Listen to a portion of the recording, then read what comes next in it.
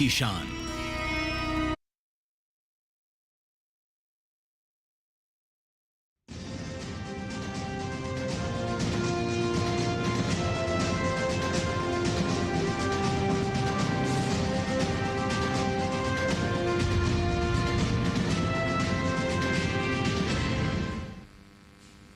नमस्कार, किसान समाचार में आप सभी का स्वागत है। सबसे पहले मुख्य समाचार। प्रधानमंत्री नरेंद्र मोदी ने बिहार के मधुबनी में कहा, किसान ग्रामीण अर्थव्यवस्था की रीढ़ हैं। ये रीढ़ जितनी मजबूत होगी, गांव उतने ही मजबूत होंगे। प्रधानमंत्री ने कहा, मखाना आज देश और दुनिया के लिए सुपर फूड है।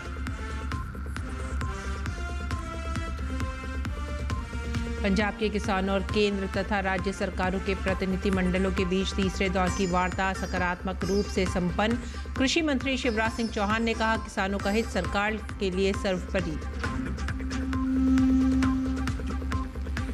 उत्तर प्रदेश के बहराइच में राजगढ़िया फूड्स मिल में बड़ा हादसा। राइस मिल में ड्रायर फटने से 5 मजदूरों की जलकर मौत, 3 लोग घायल।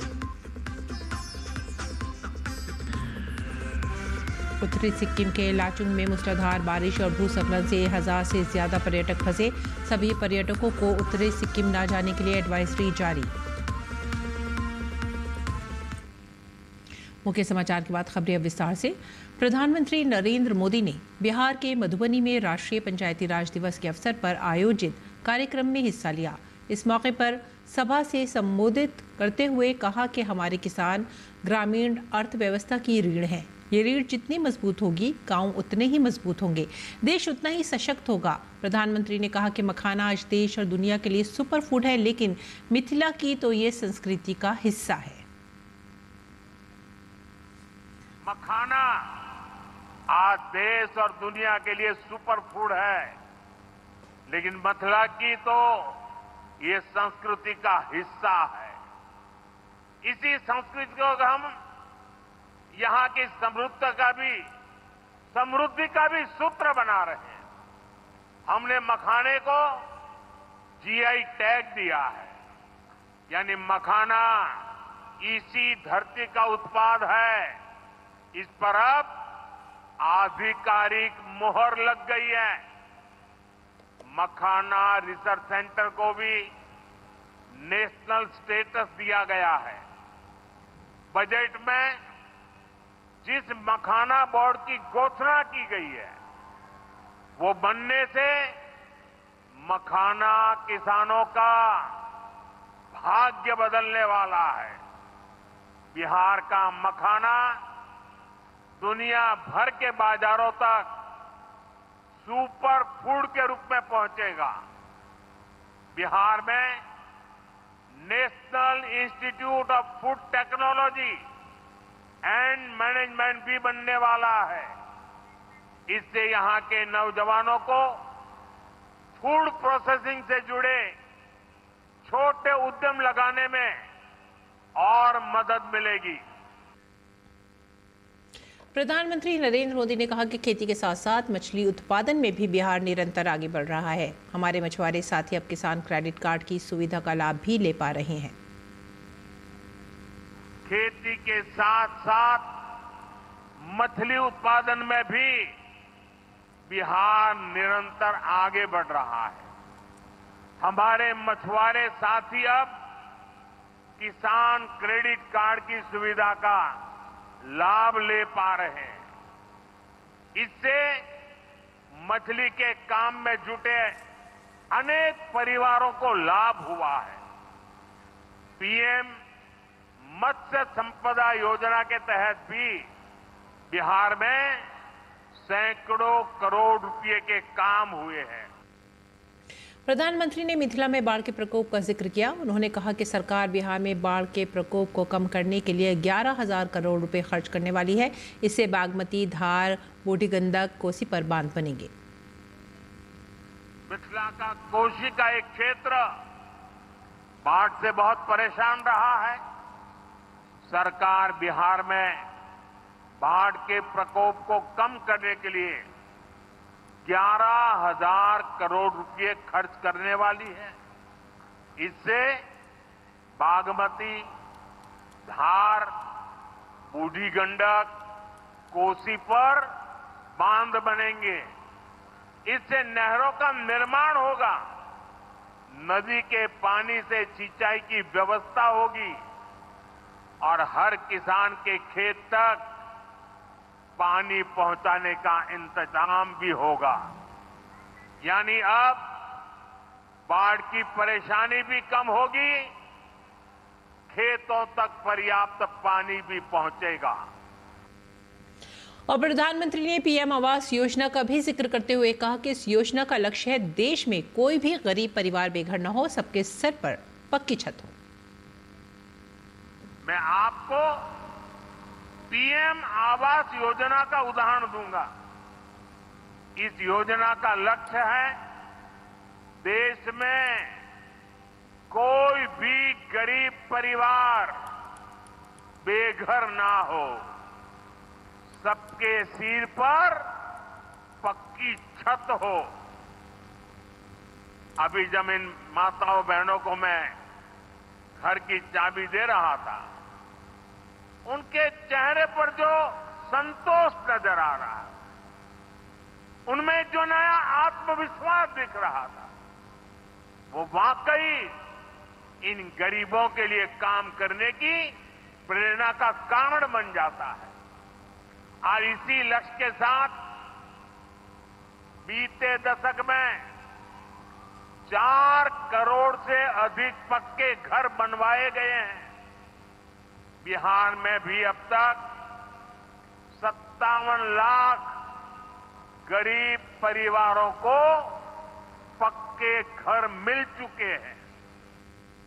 प्रधानमंत्री ने कहा कि देश में महिलाओं की आय बढ़ाने के लिए सरकार मिशन मोड में काम कर रही है। उन्होंने कहा कि बिहार में चल रहे जीविका दीदी कार्यक्रम से अनेकों बहनों का जीवन बदला है।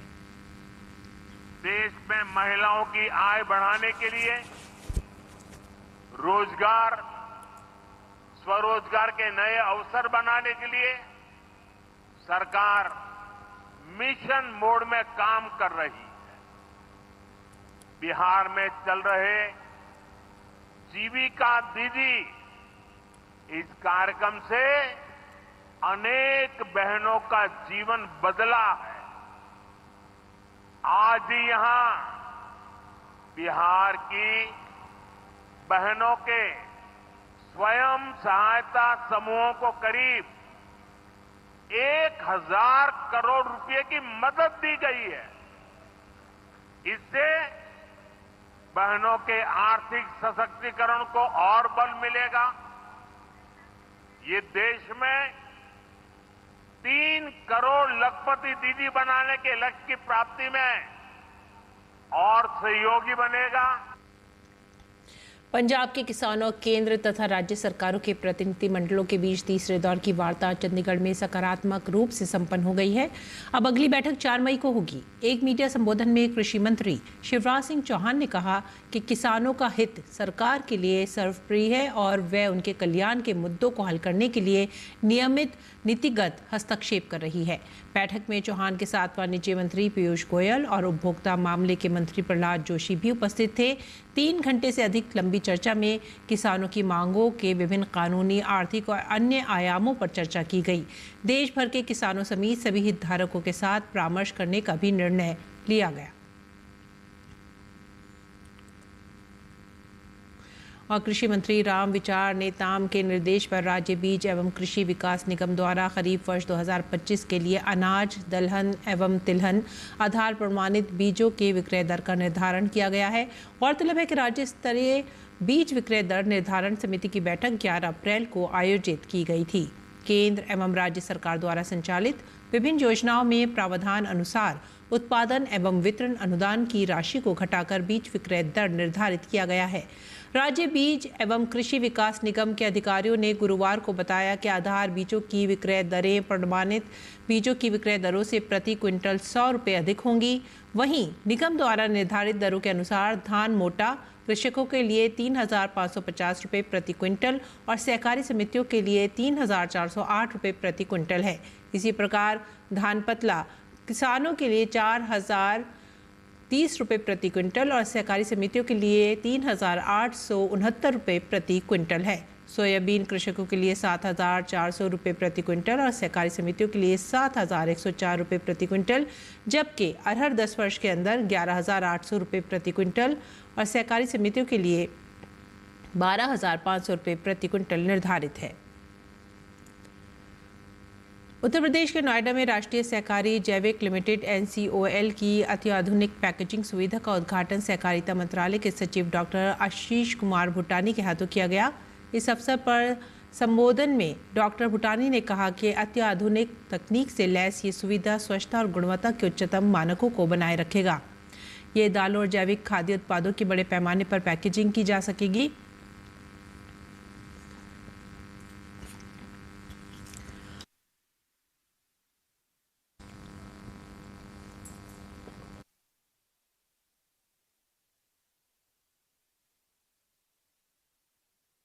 तहत उच्च गुणवत्ता वाले टिकाऊ जैविक उत्पादों को बढ़ावा देने और वितरित करने के लिए NCOL की यात्रा में एक प्रमुख मील का पत्थर है। उन्होंने बताया कि NCOL को किसानों को सशक्त बनाने और पूरे भारत में वास्तविक जैविक उत्पादों तक बाजार की पहुंच बढ़ाने में बहुत बड़ी भूमिका निभानी है। डॉक्टर भूटानी ने कहा कि प्रधानमंत्री नरेंद्र मोदी के नेतृत्व सहकारिता मंत्रालय हमारे किसानों की जैविक उपज को बाजार तक पहुँचा कर प्रदान करने के लिए कई पहल भी कर रहे हैं। और उत्तर प्रदेश के बहराइच में राइस मिल का ड्रायर फटने से एक बड़ा हादसा हो गया है। दरगाह स्थित राजगढ़िया फूड्स मिल में हुए हादसे में 5 मजदूरों की जलकर दर्दनाक मौत हुई है, जबकि 3 लोग घायल हो गए हैं। अधिकारियों का कहना है कि घटना की जांच कर कार्रवाई की जा रही है। जो भी दोषी पाया जाएगा उसके खिलाफ कार्रवाई होगी। आगे बढ़ेंगे अगली खबर की तरफ। दक्षिण भारत में मछली सिर्फ भोजन से कहीं ज़्यादा है। मछली पकड़ना सिर्फ एक परंपरा नहीं है, बल्कि ये लाखों लोगों की आजीविका भी है।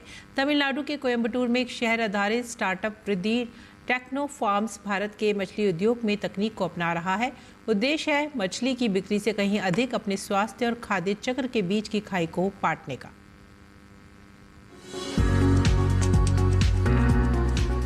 तमिलनाडु के कोयम्बटूर में एक शहर आधारित स्टार्टअप वृद्धि टेक्नो फार्म्स भारत के मछली उद्योग में तकनीक को अपना रहा है। उद्देश्य मछली की बिक्री से कहीं अधिक अपने स्वास्थ्य और खाद्य चक्र के बीच की खाई को पाटने का है।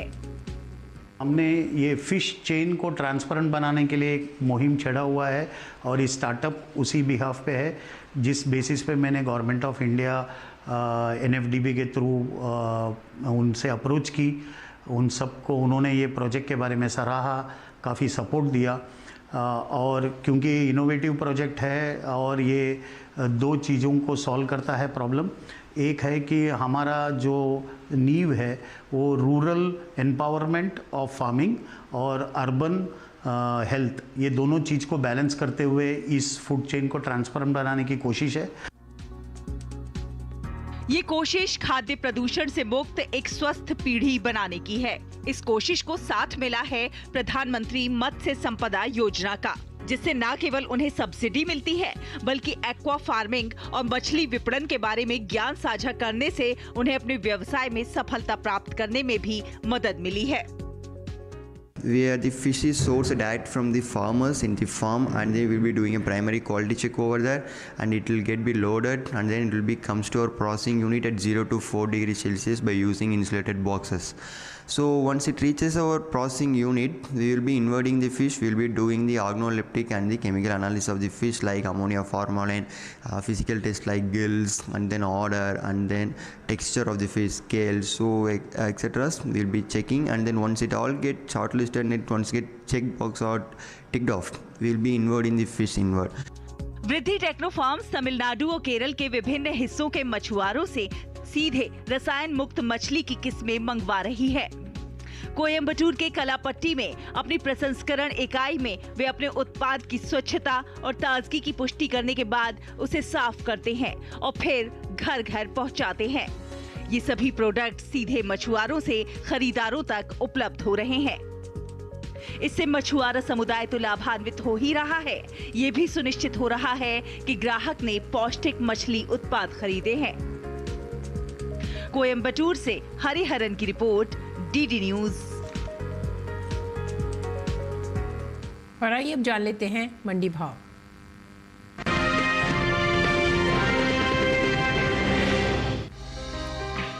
गुरुवार को कृषि उपज मंडियों में केले की आवक सामान्य रही। 24 अप्रैल को इसके भाव में तेजी का रुख रहा, जबकि कुछ मंडियों में भाव टूटे तो कुछ में केले का कारोबार बिना किसी फेरबदल के साथ हुआ। इसके हाजिर भाव की बात करें तो एग्मार्क नेट के अनुसार राजस्थान की जयपुर मंडी में 23 अप्रैल को इसका भाव रहा 1500 रुपए, जो कि 24 अप्रैल को 450 रुपए उछलकर 1950 रुपए हो गया। पंजाब की गढ़शंकर मंडी में भी केले के सौदे मजबूती के साथ हुए। यहाँ 23 अप्रैल को केले की खरीद 2400 रुपए पर हुई। 24 अप्रैल को यहाँ इसका भाव 100 रुपए की छलांग लगाकर 2500 रुपए पर पहुंच गया, जबकि केरल की पालक्कड़ मंडी में इस दौरान केले के सौदे स्थिर भाव पर हुए। यहाँ दोनों दिन यानी 23 और 24 अप्रैल को केला बिना किसी बदलाव के 6000 रुपए पर बिका। वहीं उत्तर प्रदेश की खैर मंडी में 23 अप्रैल को केले का कारोबार 200 रुपए टूटकर 2600 रुपए पर हुआ, जबकि 24 अप्रैल को यहाँ केले का भाव था 2800 रुपए प्रति क्विंटल। बता दें कि भारत दुनिया का सबसे ज्यादा केले की पैदावार करने वाला देश है। बावजूद इसके भारत बड़ी मात्रा में केले का निर्यात वैश्विक बाजार में नहीं करता। वैश्विक बाजार में भारतीय केले के निर्यात का हिस्सा केवल 1% है, जबकि विश्व स्तर पर 35.36 मिलियन मीट्रिक टन केले की पैदावार में देश की हिस्सेदारी 26.45% है। वित्तीय वर्ष 2022-23 में भारत ने 176 मिलियन अमेरिकी डॉलर के केले का निर्यात किया, जो सिर्फ 0.36 मिलियन मीट्रिक टन के बराबर है। वहीं आंध्र प्रदेश देश का एक ऐसा राज्य है जहां केले की सबसे ज्यादा पैदावार देखने को मिलती है। यहाँ की मुख्य फसल केला है। इसके बाद महाराष्ट्र, कर्नाटक, तमिलनाडु और उत्तर प्रदेश का नंबर आता है, जहां केले की खेती बड़े पैमाने पर होती है। ये 5 राज्य ऐसे हैं जिन्होंने वित्त वर्ष 2022-23 में केले की कुल पैदावार में लगभग 67% का योगदान दिया था। अगले 5 वर्षों में भारत से केले के निर्यात में 1 बिलियन अमेरिकी डॉलर का लक्ष्य हासिल करने की उम्मीद है, जिससे किसानों की आय में वृद्धि होगी। साथ ही केले की खेती से जुड़े 25,000 से अधिक किसानों की आजीविका में सुधार होगा।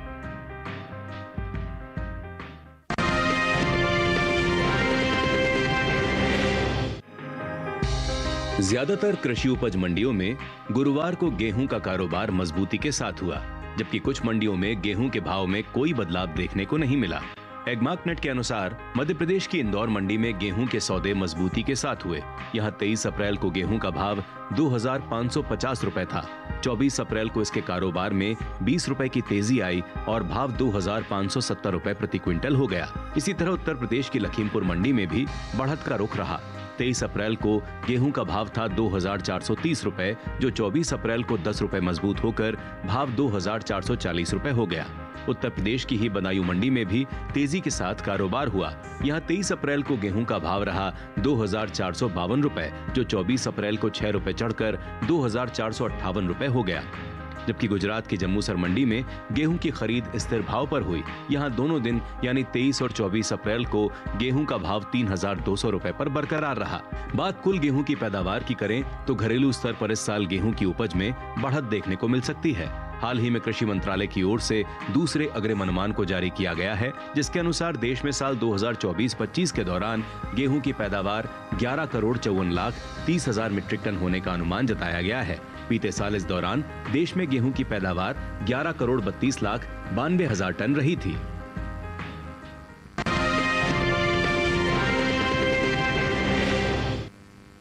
और आइए बात करेंगे मौसमी खेती की। किसान इस मौसम में कैसे रखें अपनी खेती का ख्याल, देखते हैं। नमस्कार, आप देख रहे हैं डीडी किसान। मैं हूं AI कृष और आज हम भारत के विभिन्न राज्यों में होने वाली खेती किसानी से संबंधित सलाहों के बारे में पूरी जानकारी देंगे। जम्मू कश्मीर के किसान गेहूं, सरसों और मूंग की पकी फसलों की कटाई कर लें। हिमाचल प्रदेश के किसान इस मौसम में गेहूं में कीटनाशक के उपयोग से बचें। हिमाचल प्रदेश में ही किसान नाशपाती, बेर, खुबानी, चेरी और आड़ू के फलों को ओलावृष्टि से बचाने के उपाय भी कर लें। पंजाब के पश्चिमी इलाकों के किसान कपास की विभिन्न किस्मों की बुवाई कर लें। साथ ही यहाँ के किसान टमाटर को फल छेदक कीट और झुलसा रोग से बचाने के लिए ज़रूरी कीटनाशकों का छिड़काव भी कर लें। पंजाब के पश्चिमी मैदानी इलाकों के किसान गेहूं और सरसों की पकी फसलों की कटाई का काम पूरा कर लें। यहाँ इस समय मूंग की बुवाई की जा सकती है। वहीं हरियाणा के पश्चिमी इलाकों के किसान गेहूं और जौ की पकी फसलों की कटाई का काम कर लें। राजधानी दिल्ली में इस समय मूंग की बुवाई की जा सकती है। साथ ही यहाँ के किसान प्याज को थ्रिप्स से बचाने के लिए जरूरी कीटनाशकों का छिड़काव भी कर लें। उत्तर प्रदेश के किसान बैंगन और टमाटर को फल छेदक कीट से बचाने के लिए जरूरी दवाओं का छिड़काव कर लें। वहीं उत्तर प्रदेश के बुंदेलखंड में किसान गेहूं, सरसों, मसूर और मटर की पकी फसलों की कटाई का काम कर लें। राजस्थान के किसान इस मौसम में आम के बागों की आवश्यकता अनुसार हल्की सिंचाई करें। यहाँ इस समय मूंग की विभिन्न किस्मों की बुवाई की जा सकती है। राजस्थान में अरावली पहाड़ी इलाकों के किसान टमाटर, मिर्च और गोभी के पौधों का रोपण कर सकते हैं। इसी तरह कृषि और किसानों से जुड़ी हर महत्वपूर्ण जानकारी के लिए हमारे साथ जुड़े रहिए और देखते रहिए डीडी किसान। धन्यवाद।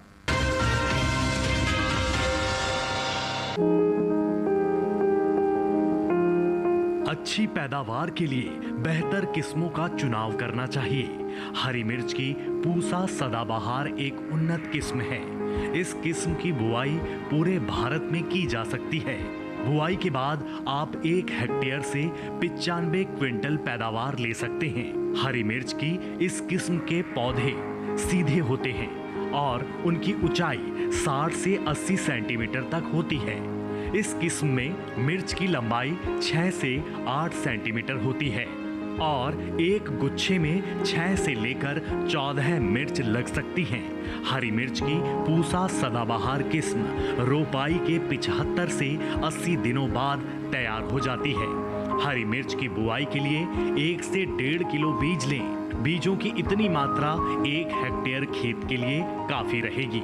बुआई करते समय कतार से कतार की दूरी 45 से 60 सेंटीमीटर और पौध से पौध का फासला 30 से 45 सेंटीमीटर रखें। बुआई के तुरंत बाद पहली सिंचाई कर दें। इस समय 10 से 12 दिन के अंतराल पर फसल में सिंचाई करें, जबकि गर्मी के मौसम में हर 7वें दिन फसल में सिंचाई करना अच्छा रहता है। फसल में खरपतवार नियंत्रण के लिए समय समय पर खुरपी से निराई गुड़ाई करें। हरी मिर्च में आर्द्र गलन रोग होने का खतरा बना रहता है। इसके अलावा थ्रिप्स और माहू कीट भी लग सकता है। हरी मिर्च की फसल को रोगों से बचाने के लिए विशेषज्ञों की सलाह लेते रहें। ध्यान रखें कि दवा का छिड़काव संबंधित विशेषज्ञ की सलाह से सिर्फ प्रभावित जगह पर ही करना है।